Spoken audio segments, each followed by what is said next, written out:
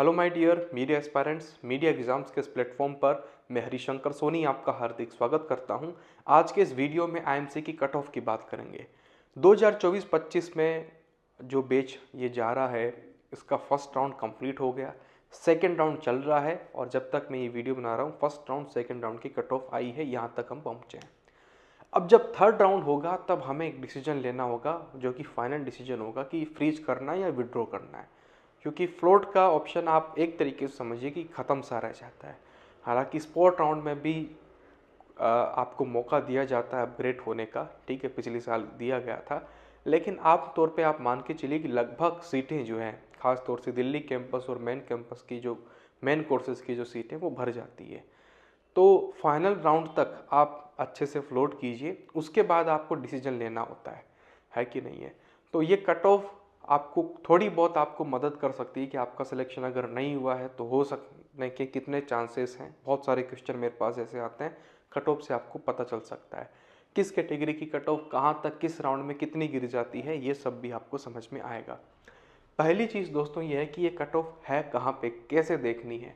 तो आईएमसी के अगर आप एडमिशन वाली या काउंसलिंग वाली वेबसाइट पे जाएंगे तो ये आईएमसी की जो है काउंसलिंग वाली वेबसाइट है ना, imc.admission.nic है ना। एनआईसी ये सर्विसेज प्रोवाइड कर रहा है। इसमें ई सर्विसेज के अंदर ORCR का फंक्शन है, इसी को ही हम जो है कट ऑफ कह रहे हैं। ORCR opening rank closing rank, इसको ही हम जो है कट ऑफ कहते हैं। इसमें आप हर तरह के राउंड, इंस्टीट्यूट, प्रोग्राम, कैटेगरी अलग अलग तरीके से फिल्टर लगा के इसको ऊपर नीचे करके जैसे देखना चाहें खुद से एनालाइज कर सकते हैं काफ़ी हद तक। तो ये आप एनालाइज खुद से कर सकते हैं, लेकिन मैंने कुछ चीज़ें आपके लिए बनाई हैं जिससे आपको थोड़ा सा और इजी हो जाए और बेसिक बेसिक चीज़ों को हम डिस्कस कर लें और समझ लें। दोस्तों, मैंने एग्ज़ाम होने के बाद आप सब लोगों से कहा था कि इस बार की जो कट ऑफ रहेगी दोस्तों, ठीक है, तो इस बार की कट ऑफ मैंने कही थी 175 एवरेज कट ऑफ, है ना, कि ये पांचों कोर्सेज की लगभग एवरेज कट ऑफ 175 रहेगी। एडीपीआर की कट ऑफ जो है 180 के अंदर ऊपर या चली जाएगी। हालांकि मैं 180 सोच रहा था सही मायने में, लेकिन ये 187 चलेगी मेरी उम्मीद से भी 7 स्कोर ज़्यादा, वो भी इस लेवल पे।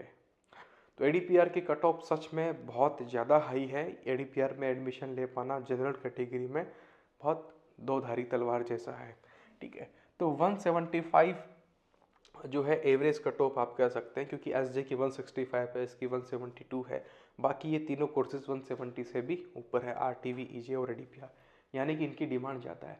यानी कि सबसे ज़्यादा डिमांड आप ये कह सकते हैं कि आईएमसी के अंदर एडीपीआर की है, फिर उसके बाद ईजे की है, उसके बाद आरटीवी की है, उसके बाद डिजिटल मीडिया की, और सबसे कम डिमांडेड कोर्स आईएमसी का हिंदी जर्नलिज्म है।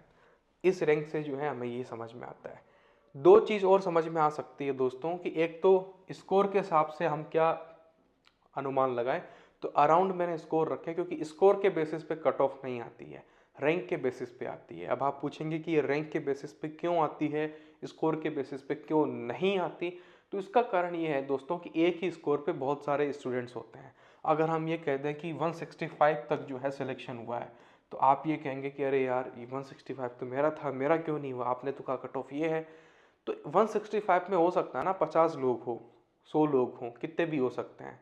जैसे 142 के आसपास अगर हम देखें तो 800 कुछ रैंक ऐसी कुछ बन रही है, तो उसमें 200 लोग हैं, एक ही स्कोर पे 200 लोग हैं, है ना। अंडर 1000 रैंक में भी ऐसा हो रहा है।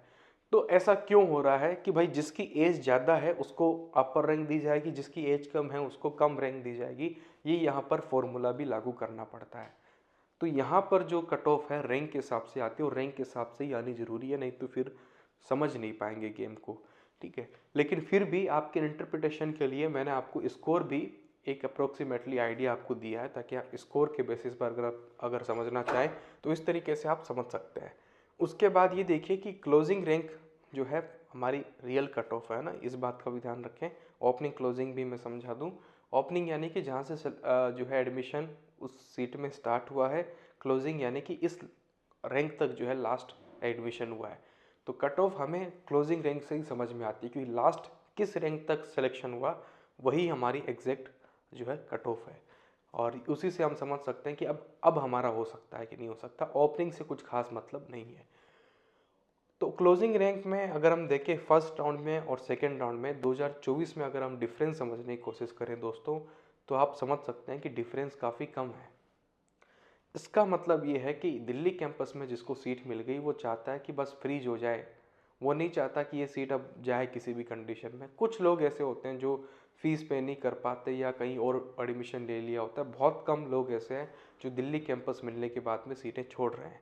तो दिल्ली कैंपस में एडमिशन हो पाना काफ़ी मुश्किल है। और यहाँ पर आप ये भी समझिए दोस्तों कि कितने स्टूडेंट्स हो सकते हैं। अगर हम ये बात करें आरटीवी की, देखिए आरटीवी की जो है क्लोजिंग रैंक फर्स्ट राउंड में 111 थी, यानी कि एक ही स्टूडेंट का मैक्सिमम सिलेक्शन यहाँ पे पॉसिबल है। तो केवल एक ही स्टूडेंट जो है अपग्रेड हुआ है किसी दूसरे कोर्स से यहाँ पे। और ये भी मेरे ख्याल से दिल्ली कैंपस में पहले ही था कोई स्टूडेंट जिसका आरटीवी मिला होगा। तो रीजनल से तो आरटीवी मिलना यहाँ पे मुश्किल है ना। तो इस तरीके से कुछ प्रेडिक्शंस आप लगा सकते हैं। अच्छा, एक चीज़ ये भी है कि ओपनिंग कट ऑफ से आप क्या समझ सकते हैं। यहाँ तो क्लोजिंग है, ओपनिंग कट ऑफ से भी कुछ समझ के फ़ायदा हो सकता है क्या। जो लोग हॉस्टल लेना चाह रहे हैं, मैं आपको बता दूं कि आईएमसी के सभी रीजनल कैंपस में सभी को आमतौर पे हॉस्टल मिल जाता है ना। बाकी इसकी डिटेल वीडियो है पहले से। दिल्ली कैंपस में जो बॉयज़ हैं उनको थोड़ी दिक्कत होती है, बाकी सभी को आप मान के चलिए हर रीजनल कैंपस में मिल ही जाता है, और गर्ल्स को तो डेफिनेटली हॉस्टल मिलना ही मिलना। तो यहाँ ओपनिंग कट ऑफ ये बता सकती है कि जैसे ओबीसी में दिल्ली के अंदर आप सबसे फर्स्ट हो तो आप मान के चलो कि आपको हॉस्टल मिल जाएगा, है ना। ओपन के अंदर सबसे फर्स्ट आपका ही सिलेक्शन हुआ तो आपको हॉस्टल मिल जाएगा अगर आप लड़के हों तो, है ना। बाकी लड़कियों को तो वैसे ही मिलना है। तो कुछ चीज़ें ओपनिंग रैंक से भी हॉस्टल टाइप जैसी चीज़ें जो है समझी जा सकती है। तो ये ओवरऑल कहानी है। जैसे ओपन की सीटों की बात करें अगर हम दिल्ली कैंपस में, तो आप ये समझ सकते हैं कि ओपन सीट्स जो है जनरल कैटेगरी की या फिर अनरिजर्व सीट जो हैं आईएमसी की दिल्ली कैंपस में, इन पांचों कोर्सेज की मिला के 103 सीटें हैं। बाकी सीट मैट्रिक्स भी जो है आईएमसी की वेबसाइट पे है, अगर आपको नहीं मिले तो आप मुझे टेलीग्राम पे मैसेज कर सकते हैं। उसमें बताया गया कि जनरल की सीटें किस कोर्स में किस कैंपस में कितनी क्या है, वो सब कुछ बताया हुआ है। आगे बढ़ते हैं दोस्तों कट ऑफ की डिस्कशन में। ईजे की अगर हम बात करें कि ईजे एक ऐसा कोर्स है दोस्तों कि जो आईएमसी के सभी रीजनल कैंपस में भी है ना। ये टोटल 6 कैंपस हैं आईएमसी के अंदर, दिल्ली, जम्मू, अमरावती, ढेंकानाल, कोट्टायम, आइजोल। तो सभी के सभी कैंपस के अंदर आप मान के चलिए ये है ही है कि ईजे है। तो ये काफ़ी यूनिक कोर्स है। कहाँ कितनी सीटें हैं वो भी आप यहाँ पे समझ सकते हैं। और आप ये भी समझ सकते हैं कि यहाँ पर भी बहुत ज़्यादा डिफरेंस क्रिएट नहीं हुआ है जितना हो जाता है। ओपन के अंदर बहुत ज़्यादा डिफरेंस क्रिएट नहीं होता, 100-200 का फिर भी मैक्सिमम फ़र्क है। और जब आप 80-80 और में जाएंगे तो उसमें हज़ार रैंक का फ़र्क हो जाता है। तो यहाँ कितना फ़र्क आया कितना नहीं आया आपके सामने है फर्स्ट रैंक में और इसमें।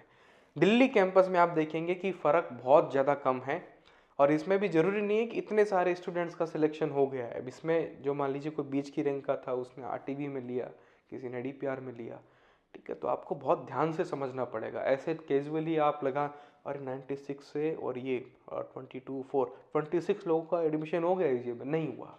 इसमें बीच में ऐसे भी स्टूडेंट्स हैं जो दूसरे कोर्स में भी गए हैं बीच की रैंक वाले। तो वो हर चीज़ आपको ध्यान में रखनी है समझते हुए।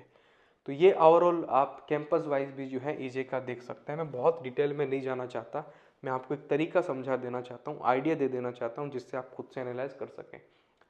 इसी तरह कैटेगरी वाइज भी आप कर सकते हैं। ओबीसी की अगर हम बात करें दोस्तों, तो आप देखिए कि एडीपीआर की अगर हम देखें तो बहुत डिफरेंस नहीं है, ठीक है। ईजे के अंदर अगर हम देखें ओबीसी के बीच में तो डिफरेंस है। आरटीवी के अंदर देखें डिफरेंस है, यहाँ भी डिफरेंस है, यहाँ भी 200 रैंक का डिफरेंस है। तो ये ओवरऑल कट ऑफ है जो आप समझ सकते हैं।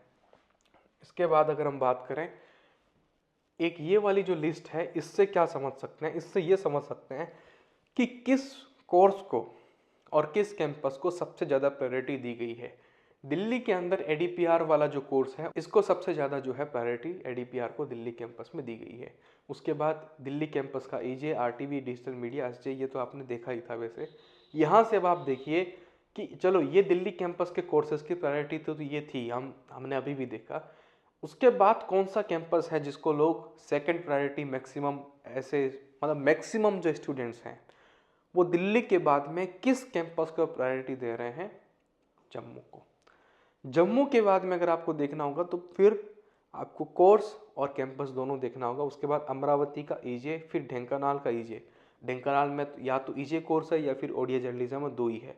कोट्टायम का फिर उसके बाद ईजे, आइजोल का डिजिटल मीडिया, फिर अमरावती का एचजे, फिर आइजोल का ईजे, फिर लास्ट सबसे लास्ट में सबसे कम प्रायोरिटी जिस कोर्स को दी गई है वो कोट्टायम का डिजिटल मीडिया वाला कोर्स है, जो कि इसी साल लॉन्च हुआ है। पहले पिछले साल डिजिटल मीडिया कोट्टायम में नहीं था, पहले 3 ही जगह पे था। अब डीएम भी 4 जगह आ गए। एक तो दिल्ली में डीएम है, और जम्मू में भी डीएम है, और आइजोल में भी डीएम है, कोट्टायम में भी डीएम है। तो 4 जगह जो है डीएम का कोर्स हो गया इस साल से। तो ये वाली लिस्ट आपको ये बता सकती है कि किस वाले कोर्स को कितनी प्रायोरिटी दी गई है। इससे आप समझ क्या सकते हैं, अब इससे ये समझ सकते हैं कि इसके पैरेलल आप जो है अपनी प्रेफरेंस को रख लीजिए। अब आप चाहते हैं कि मेरा कहाँ कितना अपग्रेड हो सकता है, तो ऐसे समझ में आएगा कि किस प्रायोरिटी को कितना जितना मतलब कितना दिया गया है। तो जितना प्रायोरिटी दिया गया है उतना कम चांसेस हो जाता है अपग्रेड होने का। आई होप कि समझ पा रहे होंगे। इसको अपनी प्रेफरेंस के पास जो है एकदम साथ में कनेक्ट करके अगर आप देखेंगे तो आपको कुछ चीज़ें समझ में आ सकती है कि कितना अपग्रेडेशन मेरा हो सकता है। और मैं ये पहले ही बता चुका हूँ कि ये मामला काफ़ी पर्सनलाइज्ड है ना। अब आप देखिए कितना सब कुछ हो जाता है। 5 कोर्सेज हैं, टोटल 6 कैंपस है, और कैटेगरी कितनी तरह की है, general EWS, OBC, SC, ST, PWD, है ना, कश्मीरी माइग्रेंट, है ना।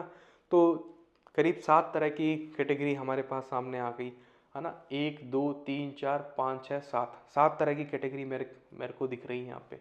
तो ये 7 कैटेगरी है, 5 कोर्सेज है, 6 कैंपस है, ठीक है। तो अब आप देखिए कि कितना वेरिएशन निकल के आ सकता है। फिर उसके बाद आप 2022 और 23 की जो कट ऑफ है उससे भी आप कंपेयर कर सकते हो। तो अगर आप एनालाइज करना चाहते हैं खुद का अपनी कैटेगरी के हिसाब से, प्रेफरेंस के हिसाब से, कैंपस कोर्स के हिसाब से, तो आप कर सकते हैं। आपके पास काफ़ी डेटा है, पूरा एक दिन आप एनालाइज कर सकते हैं। अब यहाँ ये वाला मैंने क्यों बनाया दोस्तों, ये समझने के लिए बनाया है कि कैटेगरीज के बीच में जो रिजर्वेशन के कारण डिफरेंस क्रिएट होता है वो कितना है, वो हम समझ लें। ओपन कैटेगरी का ये है, ये ओपन कैटेगरी का है। नीचे वाला आप देख पा रहे हैं एडीपीआर का है, ऊपर वाला ईजे का है। ये न्यू दिल्ली कैंपस का फर्स्ट एंड सेकेंड राउंड दिख रहा है, ठीक है। और ये ईजे का, एडीपीआर का, और सभी कैटेगरी का है ना, ठीक है। तो ओपन की कट ऑफ आप दिख रही है, आपको दिख रही है कि फर्स्ट और सेकेंड राउंड में बहुत डिफरेंस है नहीं, और बहुत ही ज़्यादा हाई है। यानी कि अगर आप टॉप 100 में आ रहे हैं, टॉप 100 में अगर आप आ रहे हैं तो आपका फर्स्ट राउंड के अंदर ईजे के अंदर ओपन कैटेगरी से सिलेक्शन हो सकता है या डीपीआर में सिलेक्शन हो सकता है। वो भी टॉप 100 में यहाँ हो नहीं पाया है, 54 है यहाँ पे 60 गया है। तो एडीपीआर में आना है तो टॉप 60 में अगर आप नहीं आ रहे हैं, और अगर आप 2025 की प्रिपरेशन वाले स्टूडेंट अगर कोई देख रहा है तो वो चाहता है कि मैं ओपन कैटेगरी से एडीपीआर ले लूँ, तो उसको टॉप 60 में मिनिमम आना पड़ेगा यहाँ पे इस साल की कट ऑफ के हिसाब से। और वो चाहता है कि मैं ईजे ले लूँ, तो फर्स्ट राउंड की कट ऑफ आपके सामने, सेकंड राउंड की कट ऑफ आपके सामने, थर्ड राउंड में भी डेफिनेटली कुछ खास डिफरेंस यहाँ पे नहीं देखने को मिलेगा। ओपन कैटेगरी के अंदर डिफरेंस क्रिएट नहीं हो रहा है। ओबीसी एनसीएल के अंदर यहाँ पे हो रहा है डिफरेंस क्रिएट, लेकिन यहाँ एडीपीआर में नहीं हुआ है फिर, है ना। ईजे के अंदर ओबीसी में यहाँ पर डिफरेंस क्रिएट हो गया, लेकिन यहाँ फिर नहीं हुआ। ईडब्ल्यूएस में आप यहाँ देखिए कि एडीपीआर में फिर भी एक स्टूडेंट मेरे ख्याल से आ गया होगा, यहाँ पर तो ईजे में एक भी नहीं दिख रहा है अभी तक, है ना। मतलब किसी का अपग्रेड ही नहीं हुआ। एससी एसटी में 1000 रैंक के बाद में जाके किसी का सिलेक्शन हुआ है ना। यहाँ पर डिफरेंस है, ठीक है। और यहाँ पर देखिए एसटी के अंदर तो बहुत बड़ा, क्योंकि एसटी के कैंडिडेट नहीं मिल पाते। स्पॉट राउंड में आमतौर पे कौन सी सीटें खाली रहती है, एससी एसटी वालों की सीटें नहीं भर पाती, में कैंडिडेट मैच नहीं हो पाते। अब देखिए यहाँ शुरुआत के 2 राउंड में ही जो है 5000 रैंक तक कहानी पहुँच गई है एसटी कैटेगरी के अंदर। तो आप समझ सकते हैं कि कुछ खास कंपटीशन है नहीं। बस आप एससी एसटी से हो तो आपका सिलेक्शन डेफिनेटली आईएमसी में हो ही जाएगा, ये तो आप मान के चलो। वो भी दिल्ली कैंपस की बात हो रही है, और यहाँ पे तो एडीपीआर की बात हो रही है, ठीक है। तो यहाँ मैं इसीलिए मैं हमेशा कहता हूँ कि जो भी रिजर्वेशन से हैं वो हमेशा आईएमसी का काउंसलिंग फॉर्म भर ही दे। वो सोचे नहीं कि मेरे तो यार इतने कम मार्क्स हैं मैं क्यों भरूं।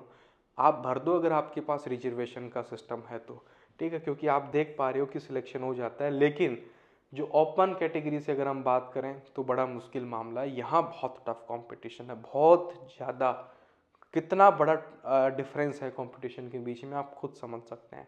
और ये मत समझना कि ओबीसी एनसीएल के बीच में कंपटीशन नहीं है, यहाँ पर रैंक पर पहुँचते पहुँचते भी जो है 142 मार्क्स कम से कम चाहिए, और 142 मार्क्स पर भी जो है 200-300 लोग बैठे हैं, है ना। अगर मैं इसको थोड़ा और कम कर दूँ 138, तो हो सकता है इस वाले स्कोर पे जो है करीब 300 स्टूडेंट्स हों, मतलब दिल्ली कैंपस की सारी सीटें भर जाए, उतना है मामला। तो ये कट ऑफ का एनालिसिस है दोस्तों जो मैंने आपको दिया है। आई होप कि आपको पसंद आया होगा, और काफ़ी सारी चीज़ें मैंने आपको देने की कोशिश की है जिससे आप थोड़ा समझ सकें। समझना आपको खुद पड़ेगा, मैं कुछ चीज़ें आपको प्रोवाइड कर सकता हूँ, कुछ चीज़ें मैंने आपके लिए ईजी की है, तो उसको कृपया करके ध्यान से समझ लें, तो आप खुद से जो है कट ऑफ को आगे अब समझ पाएंगे, ठीक है। और ये भी जैसे ईजीएम में 256 सीटें हो जाती है टोटल सभी कैंपस की मिला के, ये सब छोटी मोटी बातें भी मैंने लिखी है। और मैं अपना टेलीग्राम जो स्टेटस होता है वहाँ पर भी काफ़ी चीज़ें अपडेट करता रहता हूँ, तो आप वहाँ पर टेलीग्राम चैनल पे मेरे जुड़े रहिए, और मेरा टेलीग्राम का जो स्टेटस है वो भी कृपया करके आप देखते रहें, तो आपको काफ़ी इंसाइट्स मिलती रहेगी।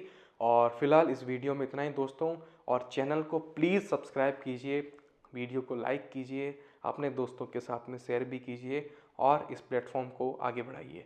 Thank you very much, all the best.